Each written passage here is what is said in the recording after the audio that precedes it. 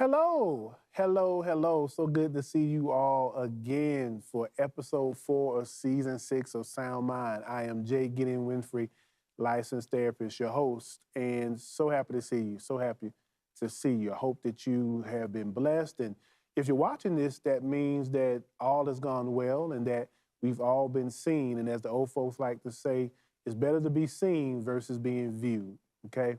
So, um, I hope that everything has been going well with you all as we go into our season 6, fourth episode.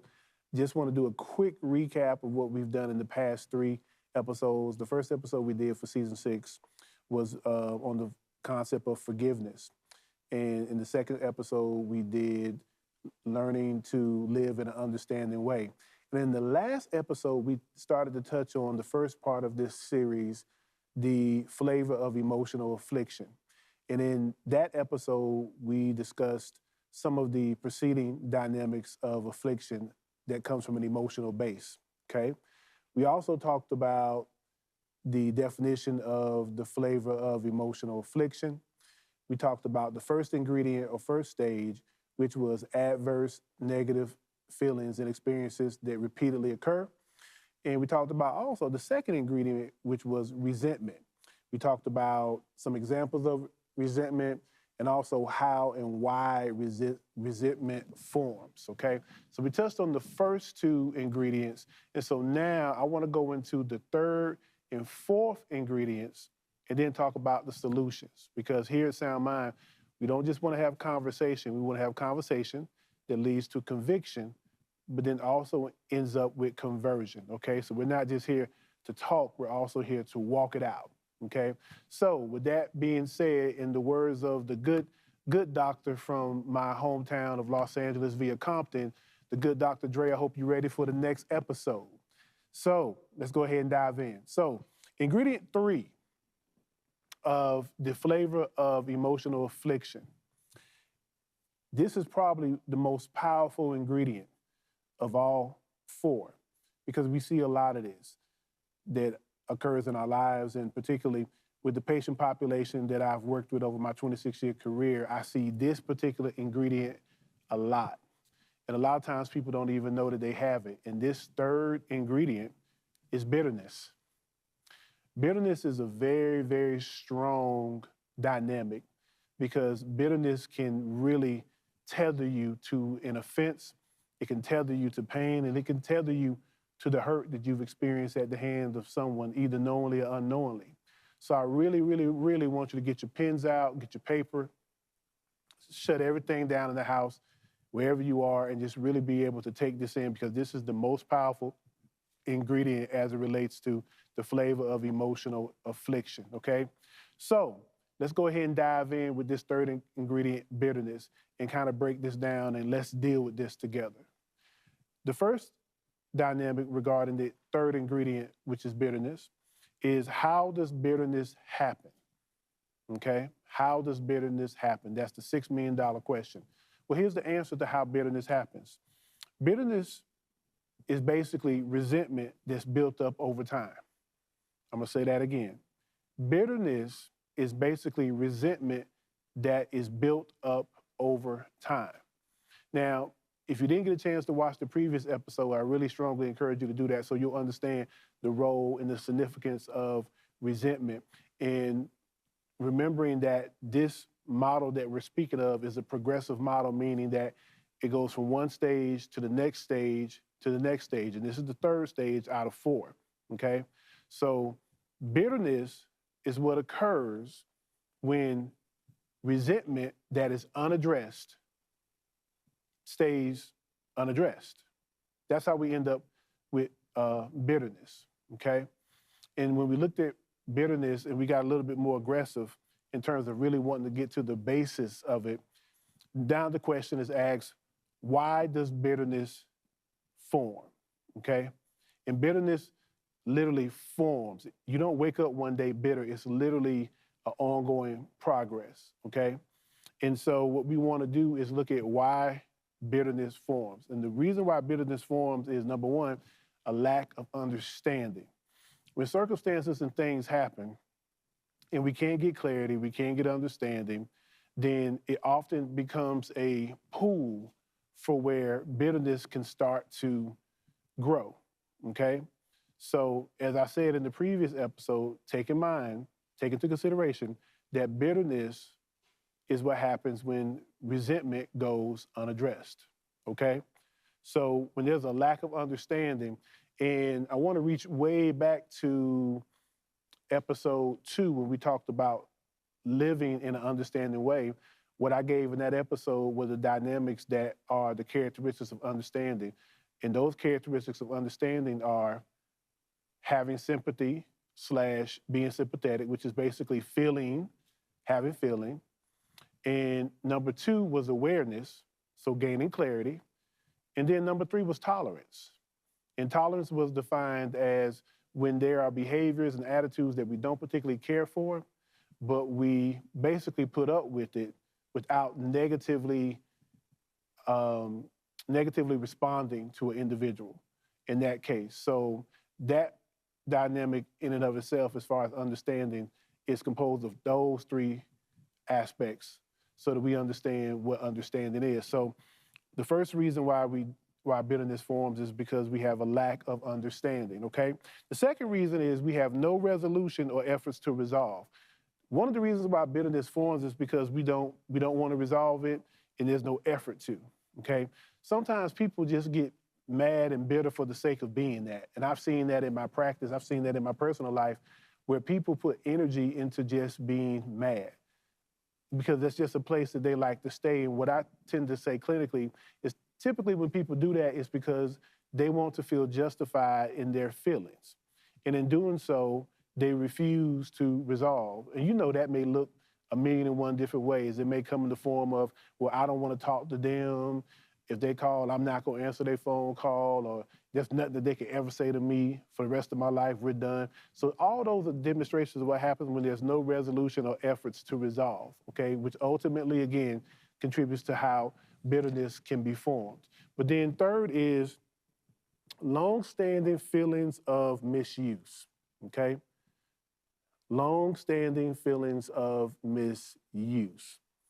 Whenever a person feels as if they've been mistreated or misused, and that's been permeated and simmering over a long period of time, that's a very, very dark place to be. And when a person goes to that depth, then what ends up happening is they actually end up living there. And that's how bitterness actually becomes to be a part of their everyday life. So those are the answers that I wanted to give you all regarding why bitterness forms. Again, bitterness forms from number 1, a lack of understanding. Number 2, no resolution or efforts to resolve. And then number 3, long-standing feelings of misuse, okay? So we've gone over how bitterness happens and how bitterness is formed, but let's look at how does bitterness grow, okay? Because once bitterness grows, that's a whole different dynamic in and of itself, okay? So it can form, but it doesn't necessarily have to grow. In order for it to grow, it has to be fed. And that's the part that I think is critically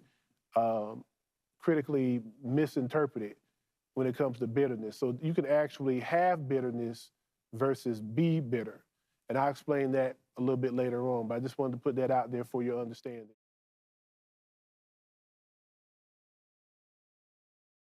Deacon King Kong. Very good book.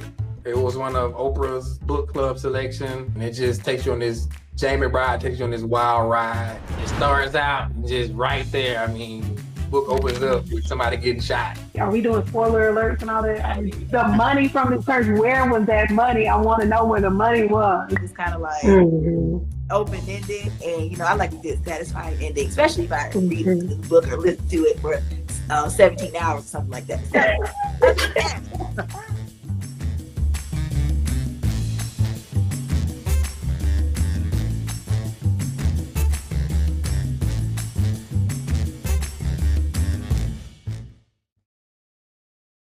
My Shiro doesn't always wear a cape, but she always has time for a hug, a smile, for going the extra mile. My Shiro stretches every dollar, puts in long hours, puts others first. But now it's your time, Mom. When you're ready to retire, we want you to be able to enjoy it. It's time to start saving now. A free 3-minute online chat can give you the personalized tips you need to start boosting your retirement savings today. Visit aceyourretirement.org/Shiro. Today, we're talking about caregiving and self-care. My heart goes out to caregivers. When she was caregiving for her mom, she didn't take care of herself. And unfortunately, a year after I met her, she died because she didn't have the same type of care that she provided her mom and that she showed me how to provide to my father. You have to take care of yourself. You know, I heard someone say that caring for someone who once cared for you is one of the highest honors you can give. I love that. I think about my parents and they raised me, like you said, and now we help them.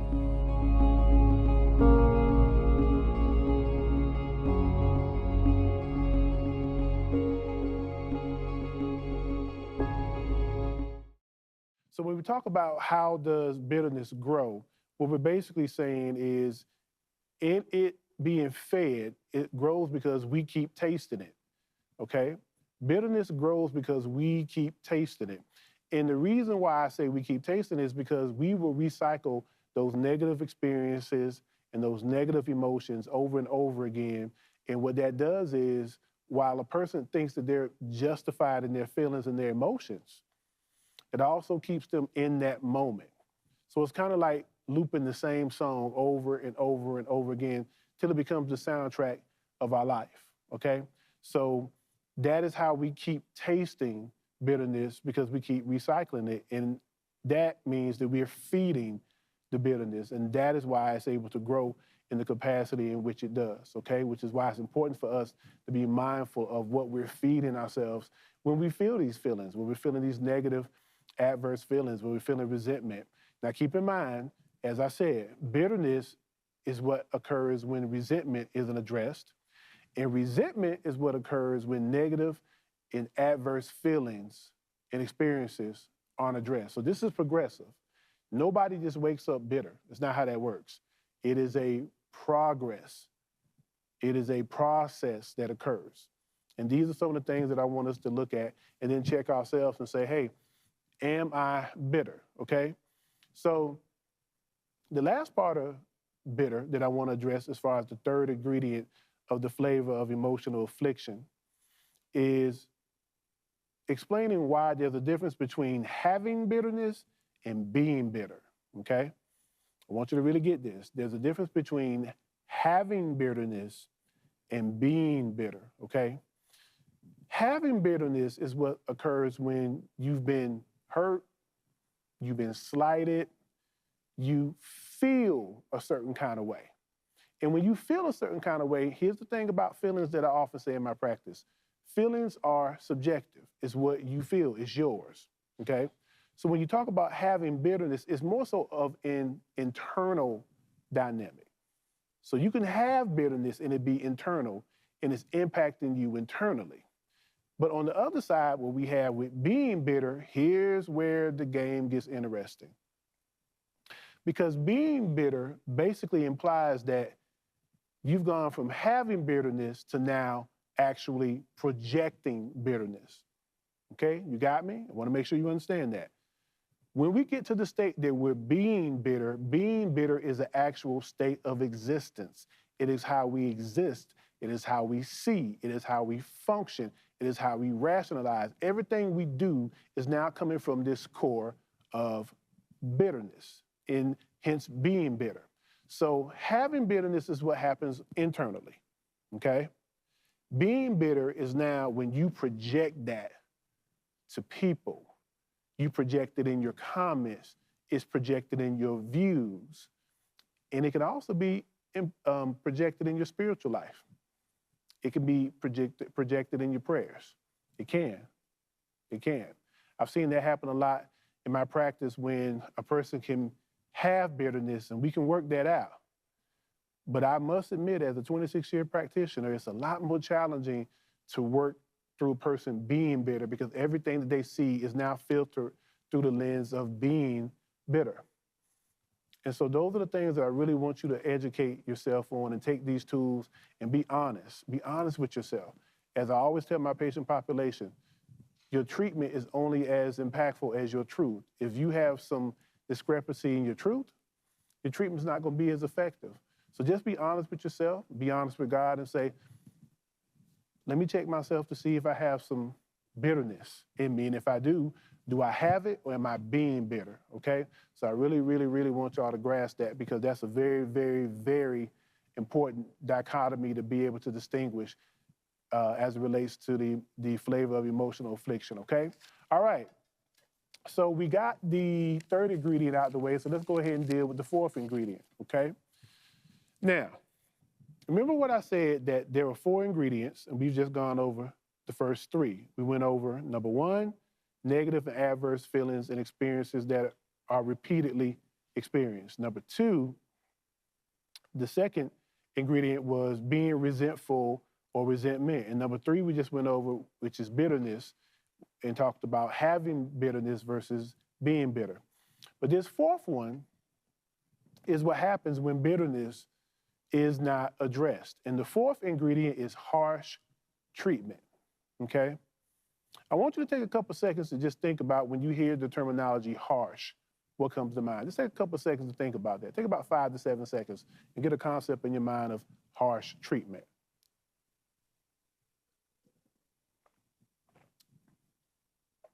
Okay? So hopefully we got that in our minds about what harsh looks like and harsh treatment, okay? So what we have here, per my definition of what I've seen in my clinical experiences, harsh treatment is something that is unpleasantly rough, cruel, severe, hostile, jarring to the senses through actions, words, and thoughts, okay? Let me go over that again.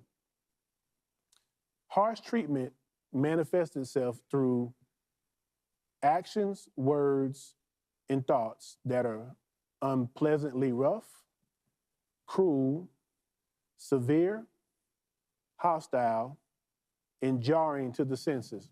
Now, I want to deal with that for a few moments, because when you talk about harsh treatment is when we actually are projecting outwardly our feelings of, at this point, bitterness combined with resentment, combined with our feelings of negative experience and adverse situations that occur. So by the time we get to this fourth ingredient, we are just spewing this out everywhere we go. We're treating people harshly, okay?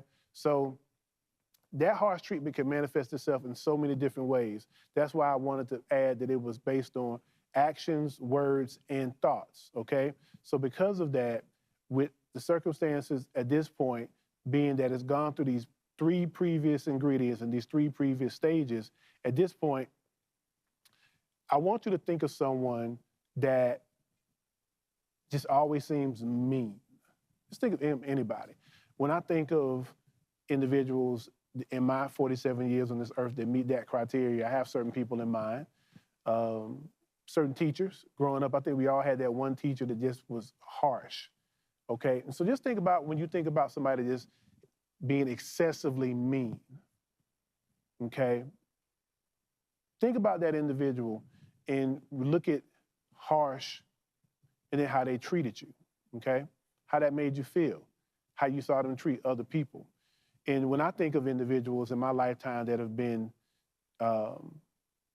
candidates for this particular consideration as it relates to harsh treatment, I have memories of people that were unpleasantly rough in the words, you know, how they handled you physically, how they talked to you, how they stared at you. It just had a very hostile feeling to it.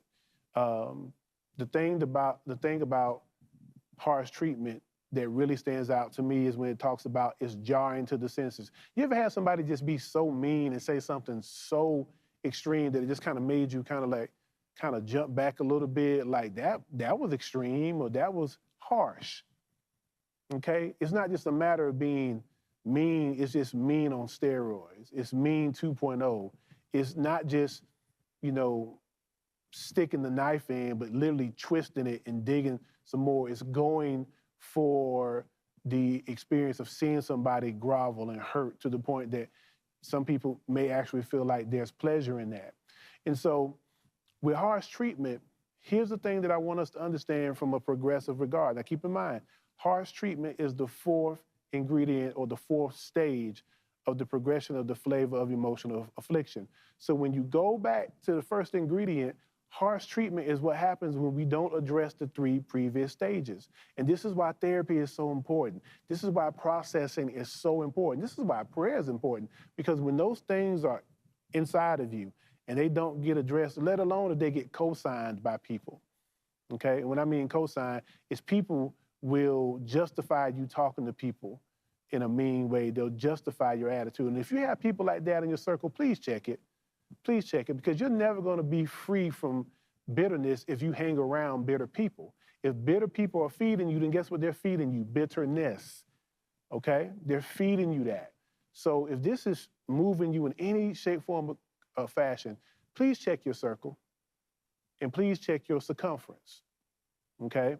Because we want to make certain if we want to work on not being this way, we got to look at the people around us that may be exposing us to what I call cognitive and emotional COVID at this point. Some people will be infected and then they're used to it and show no symptoms, but can pass something on to you. And then you end up, because you have pre-existing conditions, you can end up a lot more sick than they are because of it. So really check your circle and make certain that people around you aren't bitter and practicing bitterness, okay? One of the things God told me was, and to answer your question about what makes me different, he said, you're going to be authentic. Yes, other coaches will be able to help people, but you're going to be able to do that because of your authenticity of how you went through. And then secondly, what makes me different is I am a prayer warrior. I war for my clients. Yeah. I intercede for my clients. Yes. I pray for my clients. You've just answered the 6, 7, 8, 9, 10 of our questions right there.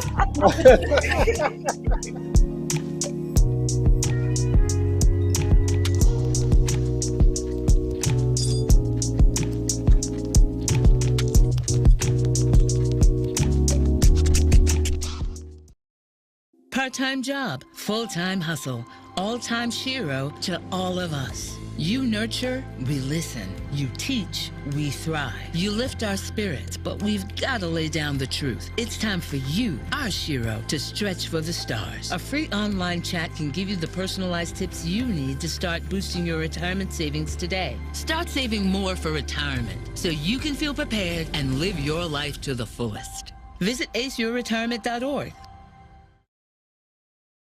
You know, I was one of those Baptist babies born on the pew who remember songs like, so forget about yourself, concentrate on him and worship him.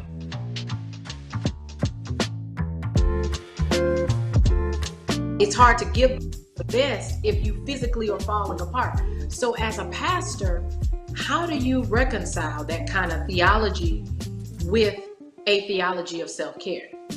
The best gift that I can be to my congregation is to model it. God is concerned about every aspect of who we are. God created our mind. God created our bodies. Why would God create a mind, a body, a spirit, a soul, and tell us not to take care of it?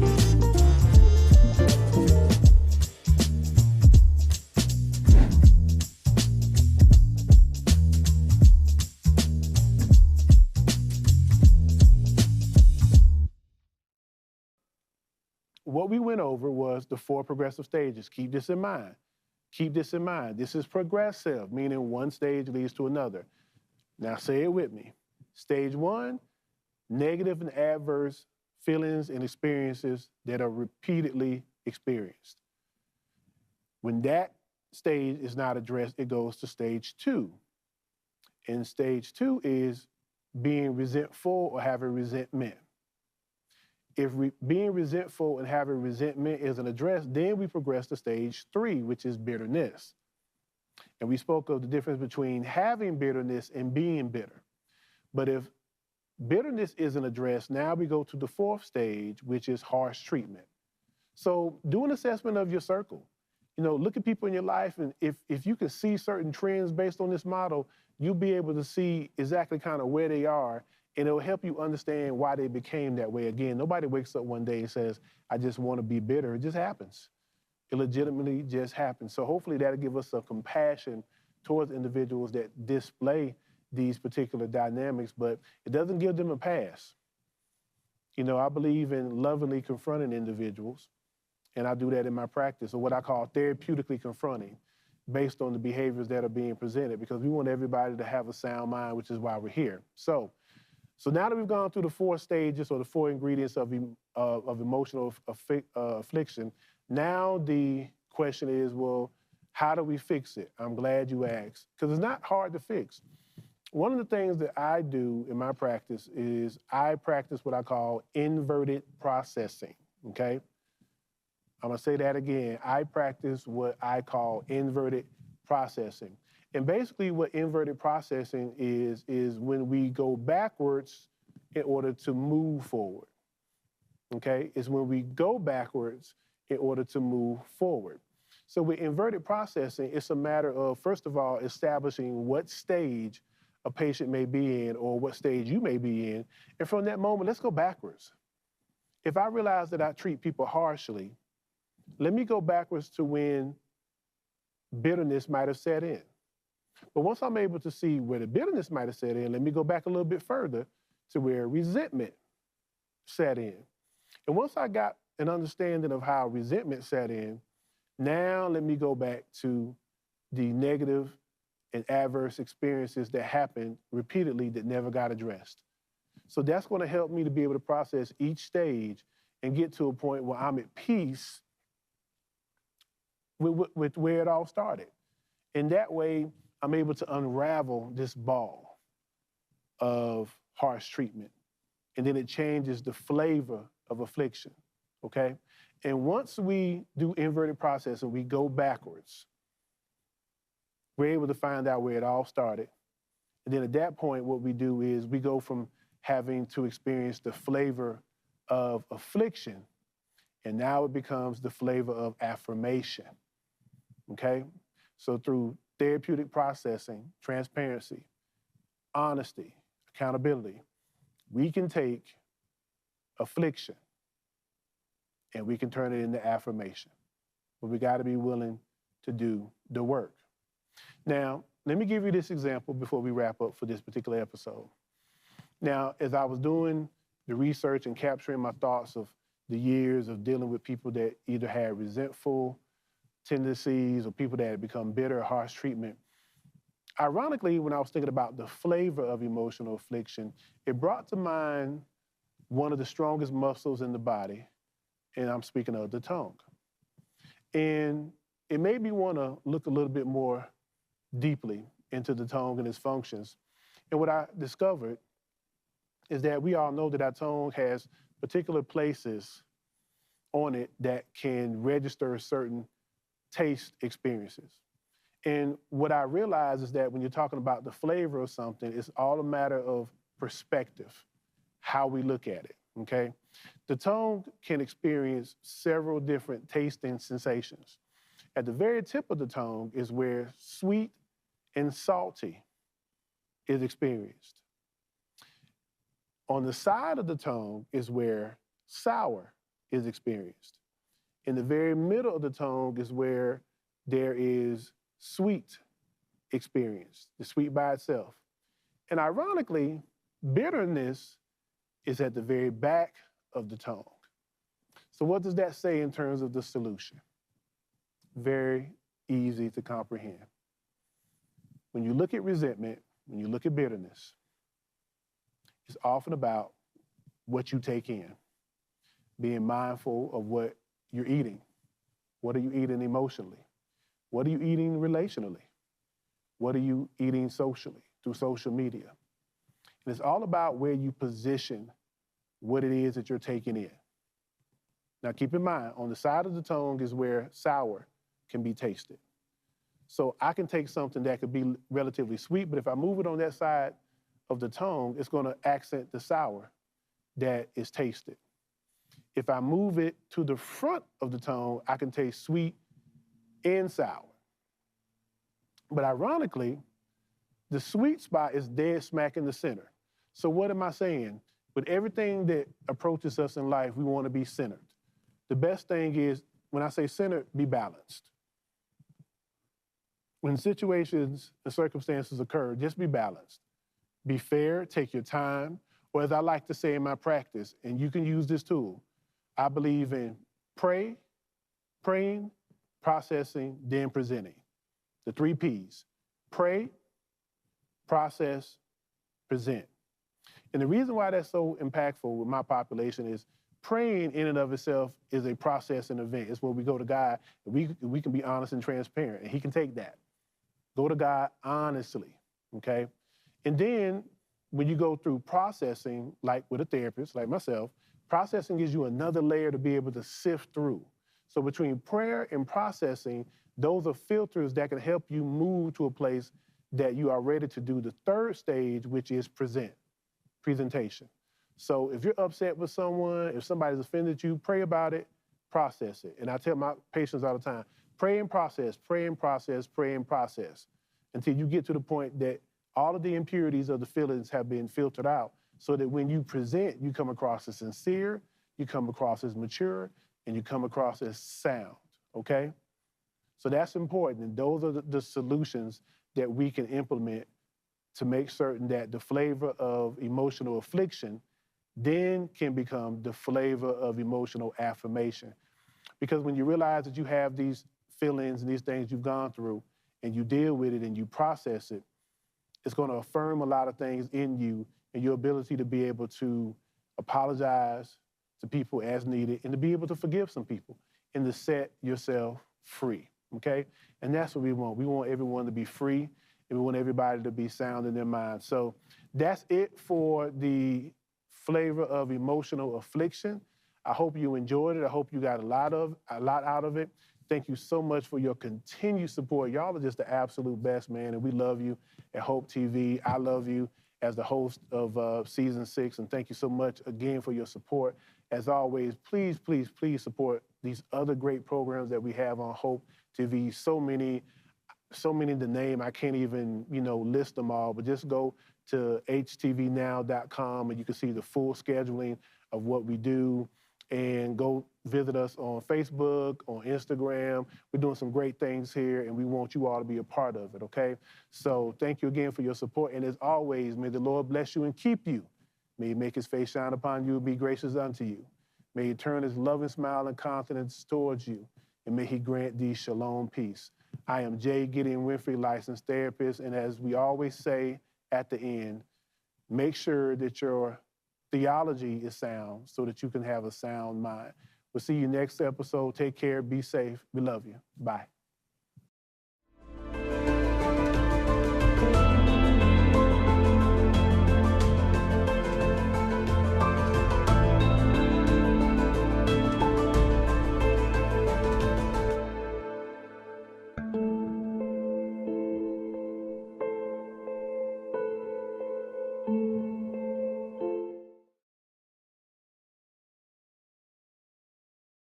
What type of encouragement or something you would tell single people dating? Because social media is not permanent. Social media is artificial.